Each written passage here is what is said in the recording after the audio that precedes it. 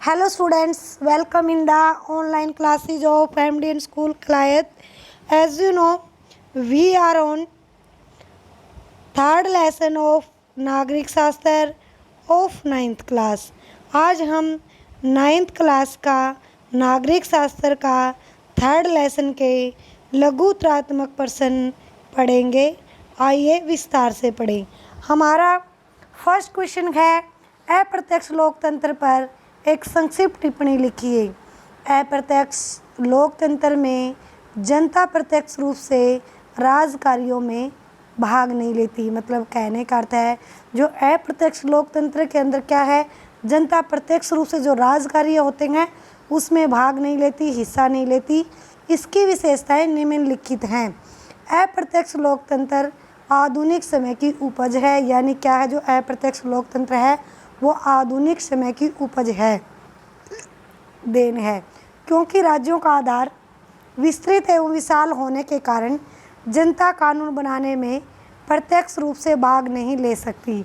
मतलब कहने का अर्थ है जो राज्यों का आधार विस्तृत विशाल यानी बड़ा होने के कारण जो जनता है कानून बनाने में क्या है, प्रत्यक्ष रूप से हिस्सा नहीं ले सकती। कौन? जनता। अपितु उसके जो चुने हुए प्रतिनिधि है वही यह कार्य करते हैं। कौन?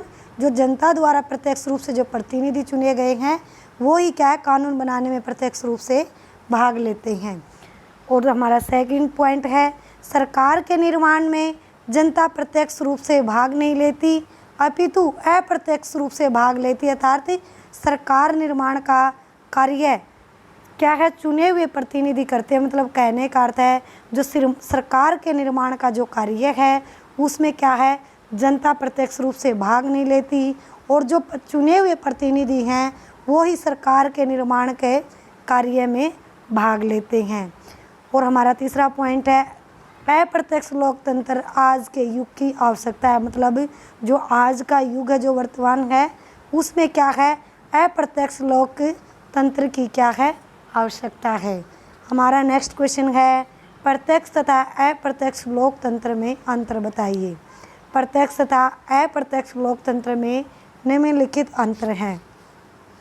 प्रत्यक्ष लोकतंत्र में जनता क्या है, स्वयं कानून बनाती है। जो प्रत्यक्ष लोकतंत्र है उसके अंदर क्या है, जनता स्वयं कानून बनाती है।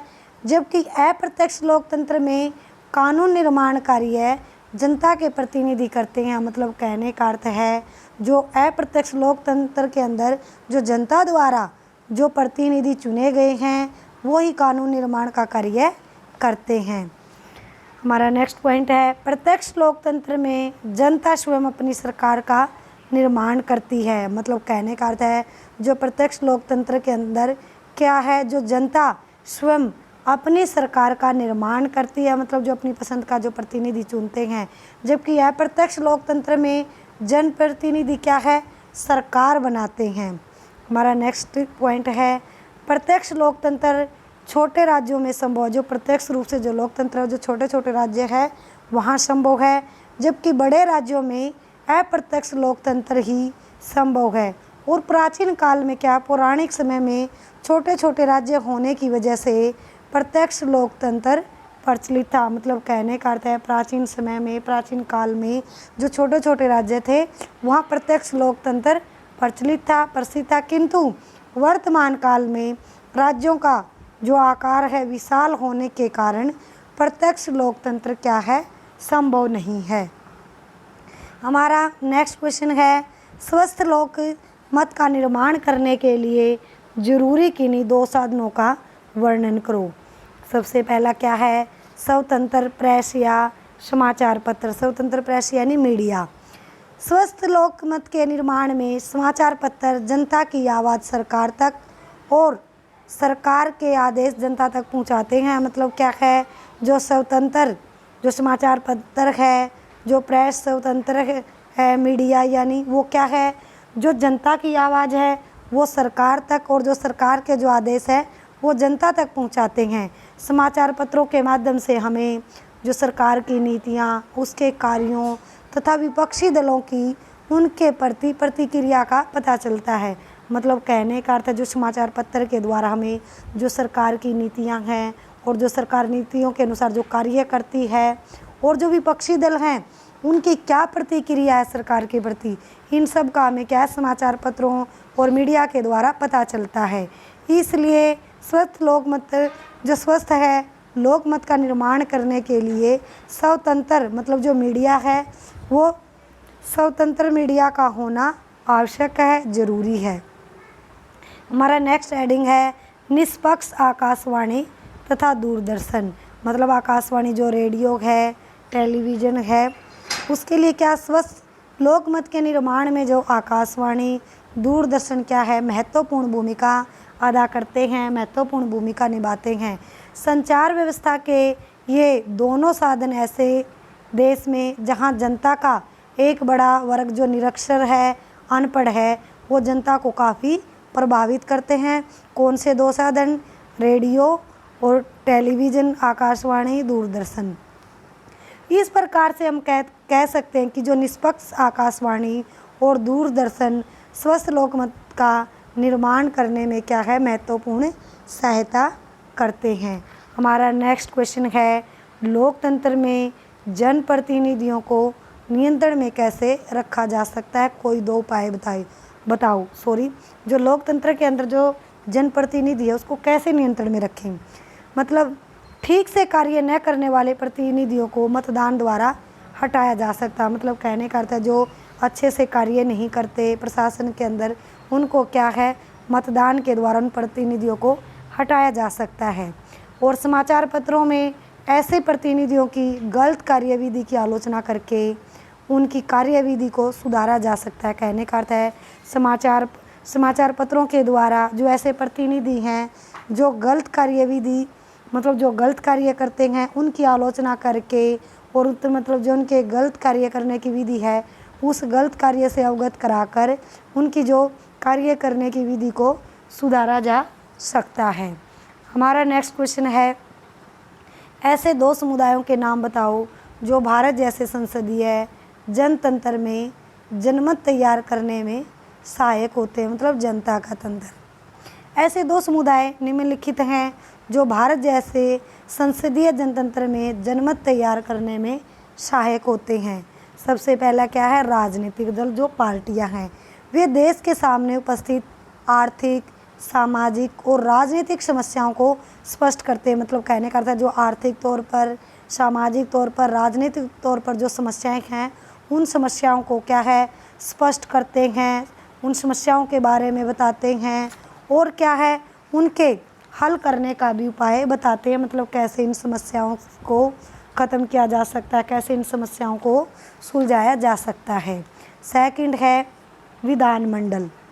विधानमंडल में देश के आंतरिक यानी भीतरी तथा विदेश नीति पर वाद विवाद होते हैं। कहने का अर्थ है विधानमंडल में जो देश की आंतरिक है, भीतरी और विदेश नीति पर क्या है वाद विवाद होते हैं, जिनका सार मतलब जिनके विषय में समाचार पत्रों में छपता है और लाखों व्यक्ति इनको पढ़ते हैं। इनसे क्या है जनमत का निर्माण होता है यानी जनता का। हमारा नेक्स्ट क्वेश्चन है प्रजातंत्र में एक जागरूक और बुद्धिमत्तापूर्ण जनमत का क्या महत्व है। प्रजातंत्र में सरकार को चुनाव से पहले, चुनाव के बीच तथा चुनाव के बाद नियंत्रित रखने के लिए जागरूक तथा बुद्धिमत्ता जनमत की बहुत आवश्यकता होती है। कहने का अर्थ है जो प्रजातंत्र के अंदर जो सरकार है उसको क्या है चुनाव से पहले, चुनाव के बीच और चुनाव के बाद उन पर नियंत्रण रखने के लिए जो जागरूक है जनता, बुद्धिमत्ता है यानी बुद्धिमान है और जागरूक जनता की आवश्यकता होती है। ये सरकार को निम्नलिखित प्रकार से नियंत्रित करता है। फर्स्ट हेडिंग है जनमत निर्माण का सबसे सशक्त माध्यम क्या है। प्रेस जो मीडिया है सदैव चौकन्ना रहता है। मतलब क्या है जो मीडिया है वो सदैव क्या है चौकन्ना रहती है और वह सरकार के गलत कार्यों की आलोचना करता है। मतलब जो मीडिया है जो सरकार गलत कार्य करती है उनकी आलोचना करता है, निंदा करता रहता है। अतः कोई भी सरकार जागरूक जनमत के सामने गलत कार्य करके अधिक देर तक सत्ता में बनी नहीं रह सकती। मतलब कहने का अर्थ है यदि कोई भी सरकार मतलब क्या है जो जनमत यानी जनता जागरूक है उसके सामने गलत कार्य करके वो ज़्यादा देर तक यानी ज़्यादा समय तक सत्ता में नहीं रह सकती। जनमत के निर्माण तथा व्यक्त करने का दूसरा महत्वपूर्ण साधन है जो राजनीतिक दल पार्टी, मतलब जनमत का निर्माण करना, उसको व्यक्त करना। तो दूसरा महत्वपूर्ण साधन क्या है? राजनीतिक दल यानी पार्टियां। ये दल सभाओं, प्रदर्शनों तथा पोस्टरों आदि के माध्यम से सरकार के गलत कार्यों की निंदा करते रहते हैं। मतलब जो राजनीतिक पार्टियां हैं, जो विपक्षी दल हैं, जो सरकार मतलब गलत कार्य करती है, उनकी किस प्रकार निंदा करते हैं? सभा करके, रैलियां करके, प्रदर्शन करके, पोस्टरों आदि के माध्यम से सरकार के गलत कार्यों की निंदा करते रहते हैं। फलस्वरूप सरकार गलत कार्य करने से बचती है।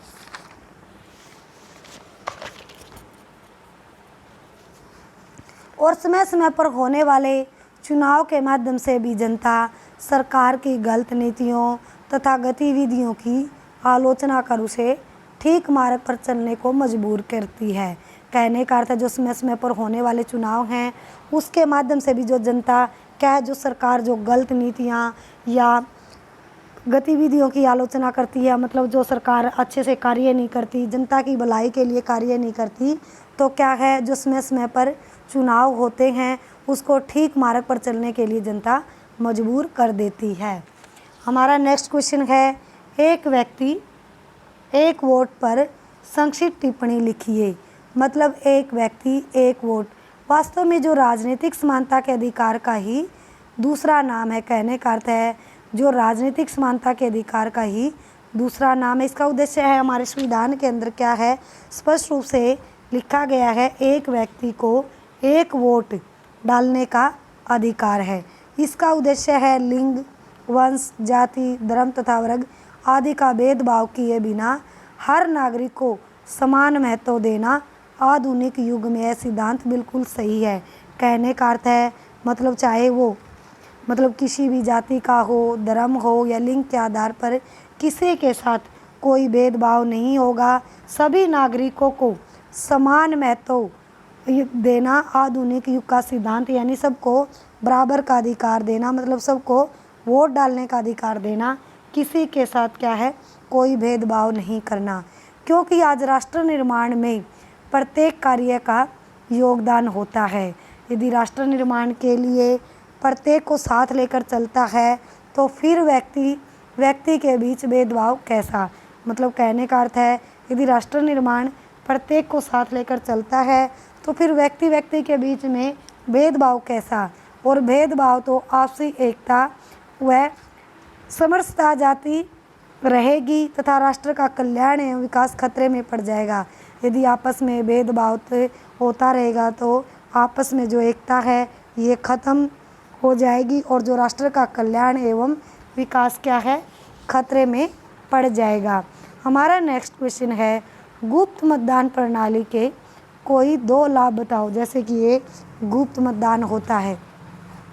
गुप्त मतदान प्रणाली द्वारा मतदाता स्वतंत्रता पूर्वक अपनी इच्छा से मत डाल सकता है। कहने का अर्थ है जो गुप्त प्रणाली के द्वारा है जो मतदाता अपनी स्वतंत्रता पूर्वक यानी अपनी इच्छा से क्या है मत डाल सकता है, उसके ऊपर किसी प्रकार का कोई दबाव नहीं होता।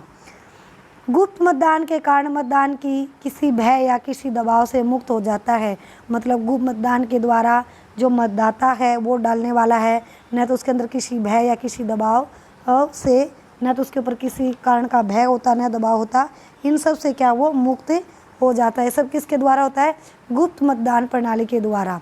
गुप्त मतदान से उम्मीदवार का निश्चय चुनाव के परिणाम आने तक बना रहता है। मतलब जो गुप्त मतदान के जो उम्मीदवारों का जो चुनाव है परिणाम आने तक बना रहता है, परंतु चुनाव के परिणाम उसके इस निश्चय के अंधेरे को ख़त्म कर देते हैं। मतलब क्या है, जब चुनाव का मतलब ये तो जो निश्चय है उनका चुनाव के परिणाम आने तक बना रहता है। मतलब कौन विजयी होगा, मतलब किसको कितने प्रत्यक्ष रूप से वे जो मत हैं वो मिलेंगे या नहीं। फिर जब चुनाव का परिणाम आ जाता है इसके पश्चात जो उनका जो निश्चय के जो अंधेरे हैं वो ख़त्म कर देते हैं। हमारा नेक्स्ट क्वेश्चन है, प्रत्यक्ष चुनाव के कोई दो लाभ लिखो। प्रत्यक्ष चुनाव का सबसे पहला लाभ यह होता है कि इसमें प्रतिनिधियों तथा जनता में सीधा संबंध स्थापित होता है। कहने का अर्थ है जो प्रत्यक्ष चुनाव होता है, जो प्रत्यक्ष वैश्विक मताधिकार के द्वारा जो चुनाव होता है, इसका पहला लाभ यह होता है कि जो प्रतिनिधि हैं और जनता है, इनका क्या आपस में सीधा संबंध स्थापित होता है और प्रतिनिधि अपनी जिम्मेवारी को ठीक तरह से निभाते हैं। प्रतिनिधि जनता की समस्याओं को ठीक तरह से समझने में समर्थ होते हैं। मतलब कहने का अर्थ है जो प्रत्यक्ष रूप से चुनाव होते हैं उसके अंदर जो प्रतिनिधि हैं जो जनता की समस्याओं को अच्छी तरह से समझने में समर्थ होते हैं। यह विधि अधिक लोकतांत्रिक भी है तथा इसे जनता को ज़्यादा राजनीतिक शिक्षा भी प्राप्त होती है। जो विधि है जो प्रत्यक्ष रूप से जो चुनाव है ये एक लोकतांत्रिक विधि है और इसे जनता को ज़्यादा राजनीतिक शिक्षा भी प्राप्त होती है। हमारा नेक्स्ट क्वेश्चन है लोकतंत्र में जनप्रतिनिधियों को नियंत्रण में कैसे रखा जा सकता है। लोकतंत्र में जनप्रतिनिधियों को निम्नलिखित ढंग से नियंत्रण में रखा जा सकता है। मतलब ठीक कार्य न करने वाले प्रतिनिधियों को मतदान द्वारा हटाया जा सकता है। मतलब कहने का अर्थ है जो अच्छे से कार्य नहीं कर रहे हैं प्रशासन के अंदर, क्या है, उन प्रतिनिधियों को मतदान द्वारा हटाया जा सकता है। समाचार पत्रों में ऐसी प्रतिनिधियों की जो गलत कार्यविधि की आलोचना करके और उनकी कार्यविधि को क्या है सुधारा जा सकता है। और स्विट्ज़रलैंड की बात ही मतदाताओं को अपने प्रतिनिधियों को वापस बुलाने का अधिकार होना चाहिए। जैसे कि जो स्विट्ज़रलैंड के अंदर है जो मतदाताओं को अपने प्रतिनिधियों को वापस बुलाने का जो अधिकार है वो अधिकार होना चाहिए। हमारा नेक्स्ट क्वेश्चन है लोकतंत्र के मार्ग में आने वाली बाधाओं को कैसे दूर किया जा सकता है। किन्हीं दो उपायों का वर्णन करो। प्रजातंत्र के मार्ग में आने वाली बाधाओं को निम्नलिखित उपायों द्वारा दूर किया जाता है। सबसे पहले क्या है, शिक्षा का प्रसार। शिक्षित तथा योग्य नागरिक ही प्रजातंत्र को क्या है सफल बना सकते हैं। जो पढ़े लिखे लोग हैं, योग्य नागरिक हैं, अतः सरकार को शिक्षा का अधिक प्रसार करना चाहिए। स्वतंत्र एवं ईमानदार प्रेस जो मीडिया है। प्रजातंत्र जनमत पर आधारित है और जनमत बनाने तथा व्यक्त करने के लिए जो समाचार पत्र क्या है एक सबसे अच्छा साधन है। इसलिए ईमानदार और निष्पक्ष प्रेस का होना जो मीडिया है प्रजातंत्र की सफलता के लिए आवश्यक है, जरूरी है। और सरकार को प्रेस पर अंकुश नहीं लगाना चाहिए, मतलब रोक नहीं लगाना चाहिए, किसी प्रकार का कोई प्रतिबंध नहीं लगाना चाहिए। इसलिए जो प्रेस है वो स्वतंत्र होनी चाहिए। हमारा नेक्स्ट क्वेश्चन है सार्वभौमिक वैश्विक मताधिकार क्या है, इसे क्यों अपनाया गया। भारत जैसे विभिन्नताओं वाले देश में सार्वभौमिक वैश्विक मताधिकार का अपनाया जाना एक विशेष महत्व रखता है। इसे अपनाने के प्रमुख कारण निम्नलिखित हैं। राजनीतिक समानता पर आधारित। यह प्रणाली राजनीतिक समानता के सिद्धांत पर आधारित है। इसमें सभी वैश्विक मतलब जो 18 साल के हैं, 18 से ऊपर हैं, जिनकी वोट बनी हुई है, उन नागरिकों को किसी भी भेदभाव के बिना मत देने का अधिकार होता है। और इस प्रकार के सिद्धांत नियोजित है। मतलब कहने का अर्थ है मतलब जो वयस्क हैं, 18 साल के हैं, 18 से ऊपर हैं, उनको बिना किसी भेदभाव के वोट डालने का अधिकार होता है, चाहे वो किसी भी जाति के हैं, धर्म के हैं। वास्तविक प्रजातंत्र की स्थापना। सार्वभौमिक वैश्विक मताधिकार में प्रजातंत्रीय शासन व्यवस्था की रीढ़ की हड्डी है। यदि हम प्रजातंत्र का अर्थ लोगों की सरकार, लोगों के द्वारा, लोगों के लिए लेते हैं तो वैश्विक मताधिकार को अपनाया जाना अत्यंत ही महत्वपूर्ण है, यानी वोट डालना। और यह महत्व भी नागरिकों के मताधिकार देकर ही क्या है प्राप्त किया जा सकता है। मतलब जो नागरिकों को जो मताधिकार देकर, मतलब वोट डालने का अधिकार देकर। हमारा नेक्स्ट है सरकार सभी के प्रति उत्तरदायी। यदि सरकार का निर्माण सभी लोगों द्वारा होगा तो सभी पर सरकार का प्रभाव पड़ेगा। यदि सभी नागरिकों को अपने अपने प्रतिनिधि चुनने का पूर्ण अधिकार होगा तो वे सभी कानूनों का खुशी खुशी से क्या है, पालन करेंगे। वास्तव में जो सार्वभौमिक वैश्विक मताधिकार है, यानी सबको वोट डालने का अधिकार है, सभी नागरिकों पर अच्छा शहरी बनने के लिए जिम्मेवारी डालता है। आज हम यहीं तक पढ़ेंगे। जो मैंने आपको लघुत्रात्मक क्वेश्चन पढ़ाए हैं, आप उनको अच्छे से रीड करोगे, लर्न करोगे। Thank you students, have a nice day. घर पर रहें, सुरक्षित रहें।